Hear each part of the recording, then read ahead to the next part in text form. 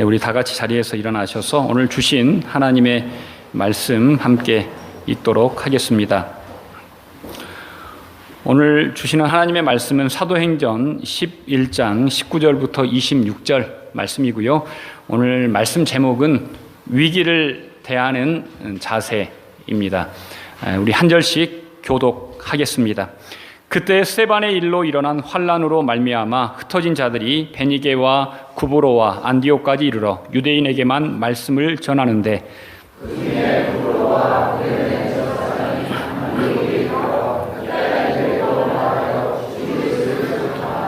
주의 손이 그들과 함께 하심에 수많은 사람들이 믿고 주께 돌아오더라.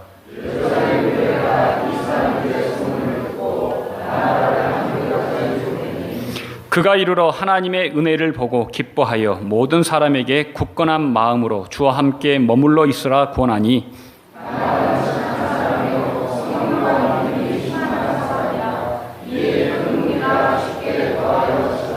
바나바가 사울을 찾으러 다소에 가서 만남에 안디옥에 데리고 와서 둘이 교회에 1년간 모여 있어 큰 무리를 가르쳤고 제자들이 안디옥에서 비로소 그리스도인이라 일컬음을 받게 되었더라. 아멘.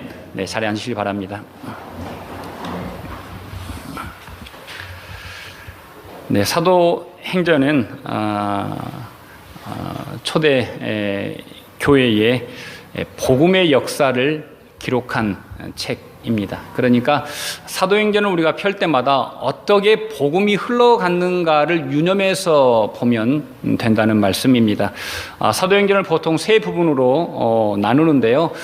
첫 번째 부분이 1장에서 7장까지인데 여기는 무대가 예루살렘입니다. 그리고 8장부터 12장까지는 이제 예루살렘을 넘어서 유대 땅과 북사마리아 땅을 아우르는, 그러니까 예루살렘을 넘어서는 장이고요.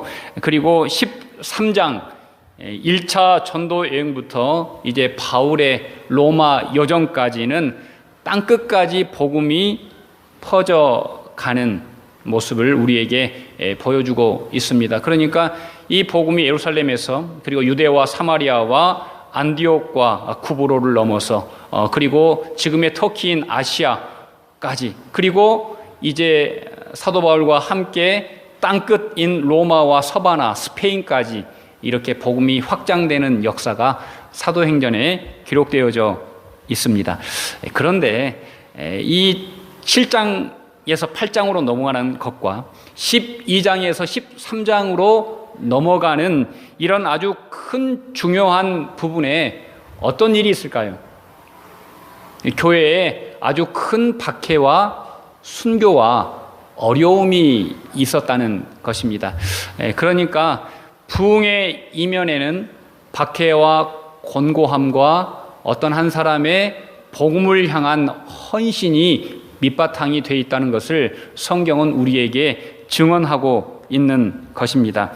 스데반의 집사의 순교와 함께 일어난 박해로 인해서 복음이 예루살렘에서 밖으로 퍼져가는 기회가 되고, 사도 야고보의 순교와 베드로의 투옥과 성도들의 고난을 통해서 복음은 온 유대와 사마리아로 충만하게 흘러갑니다. 그리고 바울과 바나바와 같은 헌신자들을 통해서 복음은 이제 전 세계를 향해서 물꼬를 트는 것을 우리는 만나볼 수 있습니다. 자, 오늘 본문에 보면 19절에도 중간에 환란으로 말미암아, 다른 버전에 보면 박해로 인하여 라는 구절들이 곳곳에 숨겨져 있습니다. 성도들은 박해 때문에 절망하지 않고 순교 때문에 절망하지 않고 흩어져 떠나지만 어떤 사람으로 살아갑니까? 사명자로 살아갔다라고 성경은 기록하고 있습니다. 이런 사람들 가리켜서 오늘 사도행전에서는 흩어진 사람들이라고 표현했습니다. 한번 따라서 해볼까요? 흩어진 사람들. 자, 흩어진 사람들 하니까 누가 생각납니까? 에우? 예, 우리 자신이 생각납니다. 우리 이민자들은 어떤 의미에서 흩어진 사람들입니다. 내가 선택하고 누구를 따라온 것이 아니라 오늘 우리는 본문을 통해서 하나님이 흩으셨구나. 하나님이 흩으셨다면 이걸 다른 말로 믿음으로 바꾸면 우리는 파송된 사람들입니다. 어디로? 브라질로. 우리는 저 먼 고국의 땅끝에서 가장 먼 곳으로 하나님이 파송한 사람들입니다. 저도 이렇게 이민생활 하다 보면 되게 외롭습니다. 저는 사람들하고 북적북적 해야지 에너지를 얻는 사람이거든요. 그런데 저는 거의 일주일 내내 교회 사무실에서 혼자 있다 보니까 이게 뭐라고 할까요? 사람이 육적으로 방전됩니다. 단서가 있죠. 육적으로 방전됩니다. 왜 하나님이 저를 지으시고 저를 너무나 잘 아시는 하나님께서 왜 저에게 이런 시간을 주실까를 생각하면서 저는 목사가 육적으로 충만한 것보다 더 중요한 것은 영적으로 충만해야 함을 이 시기를 통해서 저는 배우려고 노력하고 있습니다. 그런 의미에서 우리는 외로움에 방치된 자가 아니라 하나님이 하나님의 때를 위해서 예비하고 있다. 나를 갈고 다듬고 있다라는 것을 우리는 잊지 말아야 합니다.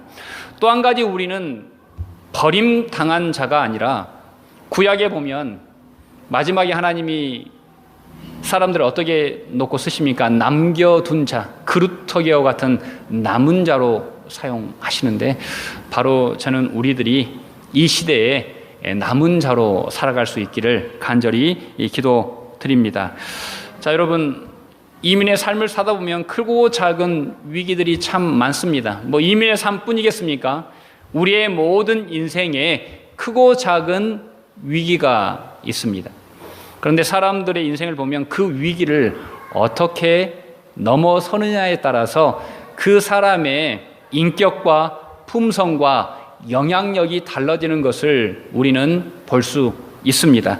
자, 그래서 오늘 우리는 본문을 통해서 어떻게 성령 충만한 성도들이 위기에 대처하고 살았는가를 찾아보기를 원합니다. 자, 우리 사도행전 11장 19절을 다시 한번 우리 같이 읽겠습니다. 자, 시작.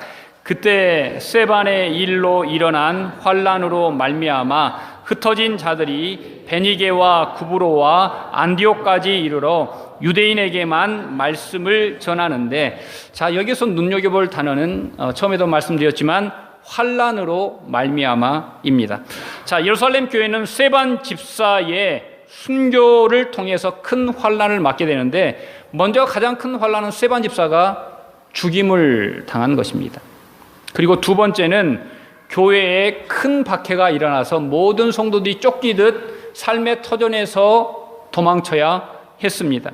그리고 세 번째 위기는 사울이 모든 교회들을 잔멸해 나가기 시작했다라고 성경은 기록합니다. 자, 잔멸이라는 단어는 다른 말로 고치면 파괴하다라는 뜻입니다. 여러분, 배고픈 멧돼지가 민가로 내려와서 이 논과 밭을 그냥 휘저어서 쑥대밭을 만드는 데 쓰는 단어가 이 잔멸하다라는 뜻입니다. 그러니까 이 사울이란 사람은 교회를 파괴하기 위해서 스데반 집사만을 생각하는 것이 아니라 교회 전체를 생각하고 공격하고 있는 모습을 성경은 그려놓고 있습니다. 이런 엄청난 위기 속에서 많은 성도들은 삶의 자리를 잃고 흩어져 나가게 되는데, 이런 사람들을 가리켜서 자, 베드로전서 1장 1절을 한번 보시면 제가 읽어드리겠습니다. 예수 그리스도의 사도 베드로는 본도, 갈라디아, 갑바도키아, 아시아와 비두니아에 흩어진 나그네들에게 편지를 씁니다. 자, 이 사람들이 언제 흩어진 사람들입니까? 물론 그 전부터 흩어진 사람들도 있지만 최근에는 바로 스데반의 박해로 흩어진 사람들이 지금 이 지금으로 말하면 터키 땅 전체에 넓게 이제 살고 있음을 성경은 이야기하고 있습니다. 자, 환란이 오자 성도들은 흩어졌고 두루 다니며 성도들이 한 일이 무엇입니까? 말씀을 전했다라고 성경은 기록합니다. 자, 우리는 어떤 상황 속에서도 우리 성도가 해야 될 일은 하나님의 말씀을 전하는 일입니다. 자, 그런데 19절에 보면 유대인에게만 말씀을 전했다라고 아쉬움이 표현되어 있는 곳이 나옵니다. 자, 박해는 우리 믿는 성도들에게 영적 지경을, 교회의 영향력을 넓히는 기회로 승화됩니다. 자, 교회의 역사를 보면 핍박과 고난을 통해서 하나님의 일들이 더욱더 확장되어지는 것을 볼 수 있습니다. 이걸 개인적으로 축소해도 마찬가지입니다. 우리 믿는 사람들이 고난과 어려움을 당하면 그 고난과 어려움이 나를 절망시키거나 죽이는 것이 아니라 그 고난과 어려움이 나를 더 깊고 넓은 사람으로 성숙하게 만드는 것을 우리는 경험할 수 있습니다. 우리나라 초기에 복음은 평양에 거의 머물렀습니다. 그래서 6.25 전까지 교회의 대부분이 북한에 있었다고 해도 과언이 아닙니다. 그 중에서도 평양이 목회하기가 가장 좋았다고 합니다. 그래서 신학교를 졸업한 모든 신학생들은 평양을 떠나기를 주저했습니다. 왜냐하면 평양을 떠나면 먹고 살 길이 막막했기 때문입니다. 하지만 평양은 사람들도 부요했지만 이 복음에 대해서 관대했고 교회들이 부흥하면서 많은 성도들이 모여들었습니다. 그래서 많은 사람들이 평양을 떠나기를 주저했습니다. 여러분, 불과 몇 년 후에 어떤 일이 일어납니까? 우리나라에 1950년 6.25가 일어나면서 평양에 있는 신학교부터 모든 것들이 다 어디로 철수합니까? 남으로 철수합니다. 그리고 공산당에 밀려 그 복음은 저기 밑에 있는 북한 제주도부터 이 남쪽 전역으로 이 복음의 역사가 퍼지고 넓어지는 그런 은혜의 전기를 그 어려움을 통해서 맞게 됩니다. 만약 우리 조국에 그러한 일이 없었다면 아마 복음은 북한에서 더 이렇게 넓게 퍼지기가 쉽지 않았을 것이라고 많은 선교학자들이 이야기를 합니다. 자, 11장 20절을 보시면요. 자, 한번 읽어볼까요? 자, 시작. 그 중에 구브로와 구레네 몇 사람이 안디옥에 이르러 헬라인에게도 말하여 주 예수를 전파하니. 자, 저는 이 본문을 읽으면서 여기에서 몇 사람이라는 단어가 제 눈에 들어왔어요. 몇 사람. 이름도 나오지 않아요. 그런데 이 몇 사람이 한 일이 어떤 일입니까? 이 사람은 다른 모든 성도들은 유대인에게만 복음을 전했는데 이 몇 사람만 다른 일을 했어요. 누구에게? 이방인에게도 복음을 전합니다. 자, 이 일을 하나님이 원하셨어요. 그런데 아직까지 성도들이 하나님의 복음 안에 있으면서도 하나님이 무엇을 원하시는지를 몰랐다는 것을 우리는 이 본문을 통해서 알 수 있습니다. 그런데 이 몇 사람의 결단이 앞으로 선교 역사를 완전히 바꾸어 놓는 계기가 될 줄은 아무도 몰랐다는 것 아닙니까? 자, 여러분, 우리 헤브론 교회, 정말 작은 개척교회, 이제는 몇 사람이라고 할 수는 없지만 우리 교회가 많이 자라서, 우리 교회가 뭐 다른 교회에 비하면 그래도 아직 어리고 작은 교회지 않습니까? 남들이 볼 때는 이름도 몰라요. 이번에 어린아이들 축구 잔치가 어디죠? 동양의 교회에서 있어가지고, 동양 선교에서 있어가지고 저희 아이들이 둘 다 나가서 응원하러 갔는데 다른 교회 어떤 장로님이 자기 아들인 모양이에요. 저를 소개하더라고요. 헤브론 교회 목사님이셔. 그러니까 그 반응이 헤브론 교회가 어디예요? 그 말을 듣는 순간, 정말 순간 여러 가지 생각이 제 머리를 이렇게 스치고 갔습니다. 그런데 저는 그냥 속으로 이런 생각을 했어요. 누가 우리 교회 이름을 알지 못해도, 누가 제가 헤브론 교회 담임 목사라는 것을 의미 있게 생각하지 않아도 중요한 것은 이 땅 가운데 헤브론 교회가 존재한다는 것이다. 그리고 하나님께서 그 헤브론 교회를 이 땅 가운데 허락하셨다라는 생각을 했습니다. 그러자 뭐 다른 것들은 저에게 큰 의미가 없어졌습니다. 자, 오늘 본문에서 이 몇 사람, 이름도 없는 이 몇 사람이 하나님이 원하시는 일을 하자. 자, 21절에 보면 주의 손이 그들과 함께 했다라고 성경에 기록합니다. 자, 많은 사람이 흩어져서 유대인들에게 복음을 전하는데 하나님이 그 일도 물론 기뻐하셨지만 하나님이 너무나 기뻐하셔서 하나님의 손을 올려준 일이 어떤 일이냐? 바로 그 몇 사람이 한 이방인을 향한 선교였다라고 오늘 본문은 기록하고 있는 것입니다. 여러분, 교회라고 해서 다 똑같은 일을 한다라고 생각하면 안 됩니다. 교회는 늘 그 시대에 맞게 하나님이 진정 이 시대에 원하는 일이 무엇일까를 생각하고 고민하는 곳이 교회가 되어야 합니다. 저는 우리 헤브론 교회가 오늘 이 본문에 나오는 몇 사람이 했던 일을 이 시대에 할 수 있는 교회가 되기를 간절히 소망합니다. 자, 두 번째로 여러분, 이 교회의 위기를 예루살렘 교회와 안디옥 교회는 어떻게 영적인 기회로 바꾸어 내는가를 우리는 오늘 본문을 통해서 봐야 합니다. 지금 예루살렘 교회는 위기입니다. 엄청난 사람들이 몰려들었는데 얼마 안 가서 엄청난 사람들이 빠져나갑니다. 그렇죠? 3,000명이 세례받고 수가 엄청나게 늘어나는데 이제 그 많은 사람들이 이민을 다 떠나서 교회는 텅텅 비어갑니다. 집사가 순교당했고요. 빌립 집사는 선교하러 가고 또 사도들도 베드로, 요한도 이제 사마리아로 가고 이제 교회가 텅텅 비어갑니다. 재정도 없고 교회는 가난하고 헐벗고 떠날 수 없는 사람들만 교회를 지키고 있습니다. 어찌 보면 지금 이 순간이 예루살렘 교회의 가장 어려울 때입니다.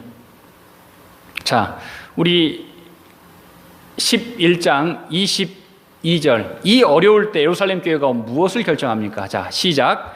예루살렘 교회가 이 사람들의 소문을 듣고 바나바를 안디옥까지 보내니. 우리는 늘 이렇게 생각합니다. 교회가 든든해지면 큰 일을 해야지. 내가 나중에 사업이 좀 안정되면 큰 일을 해야지. 내가 뭔가를 이루면 내가 하나님 일을 해야지라고 생각합니다. 하지만 이 교회의 역사들을 쭉 보면 교회가 언제 큰 일을 했냐? 가장 어려울 때 큰 일을 했습니다. 개척교회를 목회하다 보니까 한 달 한 달 알루게의 그 용지를 받을 때마다 되게 마음이 무겁습니다. 그래서 이 사람이 뭐랄까 꼭 지갑에 현금이 없는 사람 모양 되게 제가 각박해집니다. 이번에도 저희 통합측 선교사님 중에 한 분이 폐를 반이나 잘라내는 수술을 했는데 끝내 못 찾아갔습니다. 뭘 좀 들고 가야 되는데 들고 갈 게 마땅치 않은 거예요. 그래서 고민하다가 못 갔습니다. 지난주에 저희 교회에 오셔서 설교한 선교사님에게도 제대로 사례를 못했습니다. 그렇게 없는 게 아니고 그걸 드릴 수 있어요. 그런데 그만큼 마음이 여유가 없는 거예요. 그래서 오늘 이번 주에 말씀을 준비하다가 하나님이 저에게 그런 도전을 주셔서 제가 정민 집사에게 카톡을 넣었어요. 우리 지금까지 개척해서 선교원금이 얼마나 모였습니까? 그러니까 저에게 카톡으로 보냈더라고요. 얼마가 모였습니다. 그래서 제가 오늘 뭐 끝나고 우리 교인들이 허락해 주시면 그 들어온 선교 헌금에서 그 수술하신 선교사님과 또 이런 선교사님들에게 작은 것이지만 조금 나눠서 우리의 마음을 좀 전할까 합니다. 여러분, 예루살렘 교회는 가장 위기 때 가장 소중한 것을 내보냅니다. 누굽니까? 바나바입니다. 바나바는 교회에서 가장 존경받은 사람이었을 뿐만 아니라 교회에서 가장 큰 기둥이었습니다. 바나바 때문에 많은 사람들이 위로받았고 또 바나바 때문에 많은 사람들이 가난에서 벗어났고, 바나바 때문에 많은 사람들이 정말 기쁨을 누렸는데, 그 소중한 사람을 교회의 가장 큰 위기 때 안디옥으로 파송하기로 어느 교회가 결정합니까? 예루살렘 교회가 결정합니다.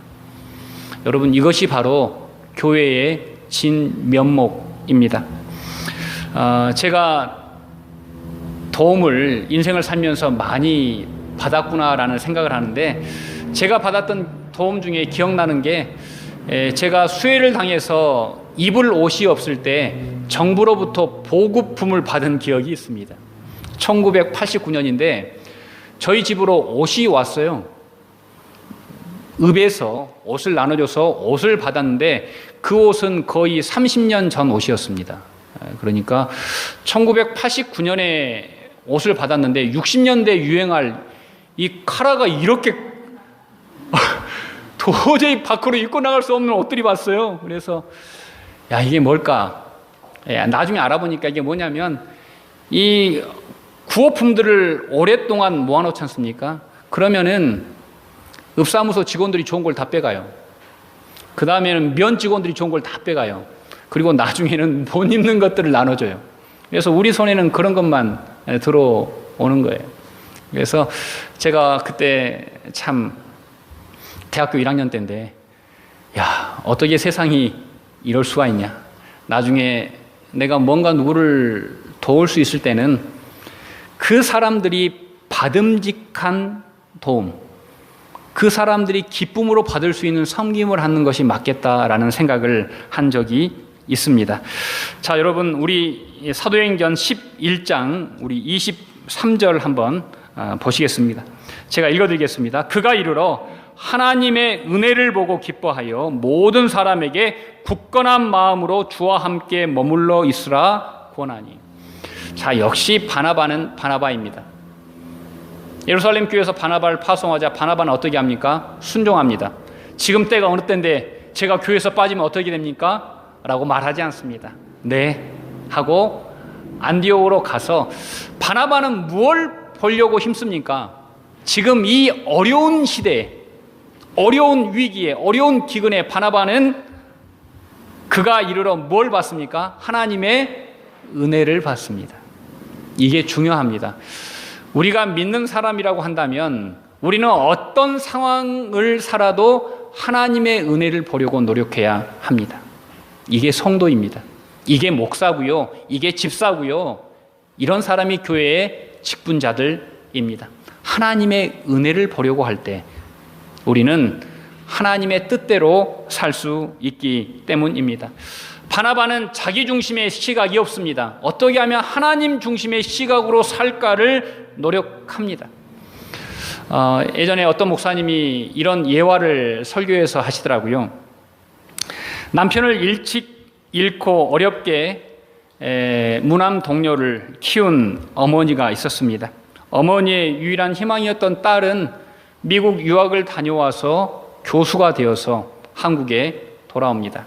그리고 그 딸은 어머니에게, 어머니, 지금까지 너무 저를 뒷바라지느라 고생하셨는데 제가 어떻게 살면 어머니 이제 행복하시겠어요? 그러자 그 어머니는 네가 예수 믿기를 바란다 라고 딸에게 부탁을 합니다. 그리고 그 딸은 한국 온 지 바로 다음 주부터 어머니와 함께 교회를 처음 나갔는데, 딸이 교회를 다녀와서 표정이 너무 안 좋더래요. 그래서 왜? 너 무슨 일 있니? 그러니까 엄마, 왜 교회에서 이렇게 사람들이 싸워요? 내가 식당에 보니까 사람들끼리 모여서 싸우고, 또 저기 가니까 또 자기들끼리 또 다투고, 또 제가 또 힘이 있다고 저에게 부정한 청탁을 하는 사람도 있고, 이게 교회가 왜 이렇습니까, 어머니? 라고 어머니에게 따지듯 물었다고 합니다. 그때 이 어머니가 이런 말씀을 했다고 합니다. 엄마는 수십 년 교회를 다니면서도 예수님 얼굴밖에 보지 않았는데 너는 하루 교회 나와서 참 많은 것을 봤구나. 이렇게 대답을 했다고 합니다. 여러분, 실은 우리가 인생이기 때문에 많은 게 보입니다. 저도 목사이기 때문에 목사로서 보이는 게 있어요. 집사면 집사로서 보이시는 게 있고 권사면 권사로서 보이는 게 있고 또 직분이 없는 분들은 직분이 없는 상황에서 보이는 게 분명히 있습니다. 각자 다 보이는 게 있습니다. 하지만 우리가 교회에서 실망하는 이유가 무엇이겠습니까? 그건 우리에게 바나바와 같은 시각이었기 때문입니다. 나와 다르면 우리는 벌써 경계하고, 나와 뭔가 행위나 말이 다르면 우리는 벌써 그 사람을 평가하기 시작합니다. 하지만 우리는 늘 우리에게 주신 모든 사람 속에서 무엇을 봐야 되냐? 하나님의 은혜를 봐야 됩니다. 김성현 목사에게 어떤 깐깐함이나 이런 걸 보지 마시고 하나님이 보시는 하나님의 은혜가 저는 분명하게 있다고 믿습니다. 저희 아내에게 그랬어요. 여보, 나는 참 사람이 괜찮은 사람이라고 생각하는데 왜 사람은 나를 깐깐하게 생각할까? 그랬더니 당신이 당신을 모른대. 당신 깐깐해. 그러더라고요. 그래서 그렇구나. 제가 이렇습니다. 그래서 여러분, 우리는 정말 늘 정말 하나님이 나를 보시는 것 같은 시각으로 다른 사람을 봐야 합니다. 사도행전 11장 24절에 보면 바나바에 대해서 설명을 해놨는데요. 바나바는 어떤 사람이냐? 착한 사람이고, 성령과 믿음이 충만한 사람이에요.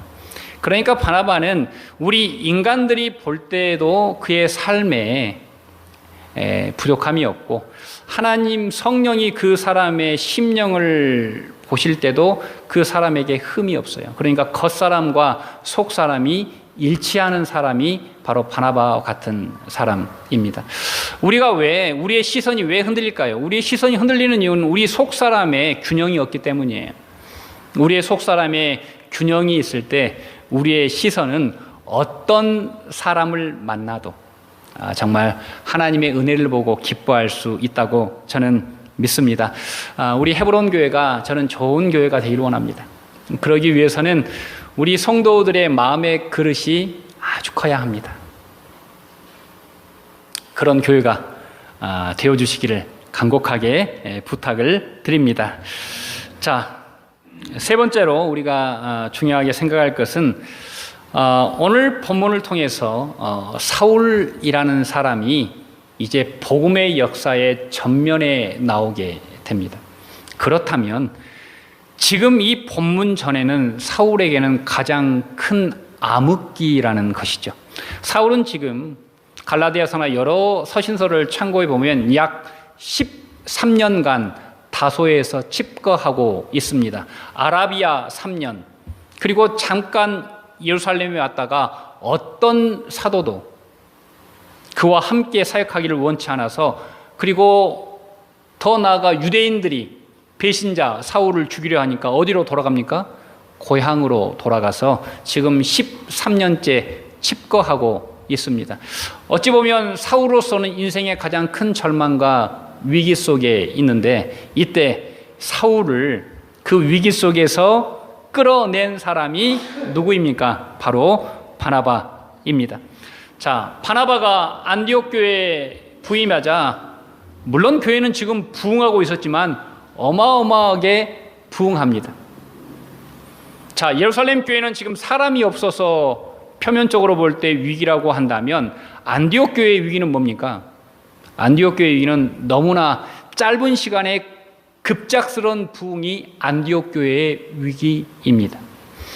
우리는 어려울 때만 위기라고 생각하는데 실은 여러분도 아시잖아요. 내가 인생에서 가장 잘 나갈 때가 가장 큰 위기였다는 것을. 그때 우리가 오늘 이 본문을 제대로 이해하고 있었다면 우리는 우리의 큰 성공 속에서도 위기 관리를 했을 거예요. 하지만 대부분은 큰 위기 속에서, 큰 성공 속에서 무너집니다. 그런데 오늘 본문에 나오는 바나바만큼은 엄청난 성공 속에서 무너지지 않습니다. 목회 성공했어요. 가자마자 교인들이 구름대와 같이 모여듭니다. 이때 바나바가 결정한 일이 무엇입니까? 나로는 부족해입니다. 한번 따라서 해볼까요? 나로는 부족해. 이 정신이 중요해요. 교회도 마찬가지입니다. 교회가 이렇게 일어서 서갈 때 나면 돼라고 하면 그 교회는 딱 끝나는 거예요. 나면 돼. 그런데 교회가 일어서 갈 때 나로는 안 돼 라는 사람들이 각자의 자리에서 일어설 때 그 교회는 하나님의 사명을 감당할 수 있게 됩니다. 여러분, 이 산행을 좋아하는 사람들의 꿈이 뭐냐면 에베레스트를 등정하는 겁니다. 8,700고지를 올라가는 게 그들의 꿈이에요. 그런데 여러분, 그 꿈에 도달하기 위해서는 많이 죽습니다. 지금도 에베레스트 산을 올라가 보면 5,000에서 8,000고지 사이에 시신이 수습되지 않고 수백 년간 거기에 그냥 방치된 시신들이 길을 가다 보면 어떨 때는 보인다고 합니다. 너무나 고산지대니까 자기 몸 하나 추수해서 내려오기도 힘드니까 어떻게 죽어있는 시신을 가지고 올 수 있겠어요? 그게 어려운 거예요. 그래서 산악인들에게 불문율이 하나 있어요. 정상에 도착했을 때, 마지막 자기의 정상에 도착했을 때 어떻게 한다? 정상에서의 환희를 빨리 끝낸다. 환호가 길어지면 길어질수록 살 확률이 늦어요. 그래서 그들은 정상에 도착하자마자 하는 일이 있습니다. 자기가 왔다는 것을 증명하고, 그리고 그것을 증명할 수 있는 사진을 찍고 바로 정비해서 바로 내려갑니다. 거기에서 뭐 야호를 외치고 막 그러지 않고요. 빨리 최대한대로 빨리 정리해서 하산을 시작합니다. 왜냐하면 그래야 살기 때문입니다. 여러분, 오늘 바나바는 얼마나 지혜 있는 사람입니까? 바나바는 지금 이 인생의 가장 큰 성공에서 어디로 내려갑니까? 바울을 찾기 위해서 다소로 내려갑니다. 자, 11장 우리 25절. 바나바가 사울을 찾으러 다소로 가서. 자, 수리아 안디옥에서 이 다소까지는 지금은 버스로 가는데요, 4시간 정도 걸립니다. 그러니까 뭐 이거 키로수로 환산하면 제가 정확히는 모르겠는데 한 250km에서 한 70km 사이 정도 될 것 같습니다. 그리고 그 당시에는 이 길을 육로로 걸어갔는데, 이 다소까지 가려면 타우루스 산맥이라는 가장 험준한 산맥을 넘어야 하는데, 이 타우루스 산맥의 가장 큰 특징은 가장 많은 강도가 있다는 거예요. 왜냐하면 이 예루살렘과 밑쪽, 이 애굽에서부터 저쪽에 있는 이란, 지금으로 말하면 이라크에서 오는 물자가 아시아로 흘러가는 통로가 어디냐? 바로 이 타우루스 산맥이에요. 이걸 넘어야 이 물자가 아시아로 흘러가고 유럽으로 나가는 거예요. 그러니까 그 길목에 뭐가 많아요? 꼭 소말리아 해협에 강도가 많듯이 떼강도가 있는 거예요. 그래서 여기를 건너려면 목숨을 걸어야 합니다. 그런데 이 일주일 길을 바나바가 사람을 보내도 되는데 누구를 데리러 갑니까? 바울을 데리러 갑니다. 저는 말씀을 보면서 이런 생각을 해봤어요. 왜 바나바가 목회도 바쁜데 할 일도 지금 너무 많은데 사람을 그냥 보내도 되는데 왜 자기가 직접 갔을까를 생각해 보게 되었습니다. 그 이유가 뭘까요? 바로 바울을 격려하기 위해서입니다. 바울을 격려하기 위해서 바나바가 가는 거예요. 바나바의 이름의 뜻이 뭡니까? 위로자, 격려자라는 뜻이에요. 원래 바나바는 별명이에요. 원래 이름은 요셉입니다. 바나바는 그 사람의 별명이에요. 원래 요셉인데 너무나 많은 사람들 격려하고 위로하니까 사람들이 그냥 바나바를 너는 위로자야, 너는 격려자야 이름으로 붙여버린 거예요. 그래서 우리는 바나바라고 기억합니다. 지금 사울은 13년간 다소에서 칩거합니다. 사울이 예루살렘으로 오려면 어떻게 왔을까요? 육로로 왔다면 타우루스 산맥을 목숨 걸고 넘어서 예루살렘의 유학에서 가말리엘 문화에서 공부를 했어요. 그렇죠? 그리고 나중에 은혜 받고 충만해져서 다시 어떻게 합니까? 그 산맥을 넘어서 금이 환영하는 게 인간의 본능인데 사울은 금이 환영하는 게 아니라 모든 사람에게 버림받습니다. 믿는 사람에게도 너는 예전에 우리를 죽였고 팔아먹은 사람이라고 해서 버림받고 유대인들에게도 버림받고 그래서 다시그는 목숨 걸고 타루스 산맥을 넘어서 낙향합니다. 그래서 바나바가 사울을 살려내기 위해서 목숨 걸고 그 산을 넘어가서 사울 손을 잡고 다시 그 산을 넘어옵니다. 처음에는 사울이 자기 혼자 살려고 기세등등해서 자기 실력으로 그 산을 멋있게 넘었다면 이제는 바나바의 손을 잡고 우리 예수 그리스도의 손에 의지해서 그 산을 넘어갑니다. 그러면서 사울의 인생이 변하고 복음의 역사가 변하고 교회가 변합니다. 우리도 마찬가지입니다. 우리도 우리의 인생을 내가 주장하고 살면 그 사람은 껍질밖에 남지 않습니다. 우리가 실패한 가장 큰 복이 뭡니까? 우리가 실패하면 다시 왔던 그 길을 우리 주님의 손을 붙잡고 다시 넘어갈 수 있다는 큰 유익이 우리에게 있습니다. 우리는 이미 이민이라는 큰 산을 넘어왔습니다. 그리고 앞으로 우리는 또 큰 하나님 나라를 가는 그 이민의 땅을 한 번 더 넘어야 되는데, 이민을 내 손으로 올 수는 있지만 하나님 나라를 내 힘으로 갈 수 있습니까? 절대 혼자 넘어갈 수 없습니다. 함께 성도들의 손을 맞잡고 바나바와 같은 사람들의 손을 맞잡고 우리 주님의 손을 맞잡을 때만이 우리는 바르게 그 산을 넘어갈 수 있고, 그리고 그 산을 넘었을 때 우리에게 주어진 것이 바로 사명입니다. 자, 우리 마지막으로 본문을 읽고 말씀을 마치겠습니다. 자, 시작. 만남에 안디옥에 데리고 와서 둘이 교회에 1년간 모여 있어 큰 무리를 가르쳤고, 제자들이 안디옥에서 비로소 그리스도인이라 일컬음을 받게 되었더라. 바나바는 참 멋있는 사람이에요. 바나바는 성공이, 교회의 부흥이, 사람들이 많아지는 것을 성공이라고 생각하지 않았어요. 바나바의 교회의 부흥은 그리스도인이 많아지는 것이 교회의 부흥이라고 생각했어요.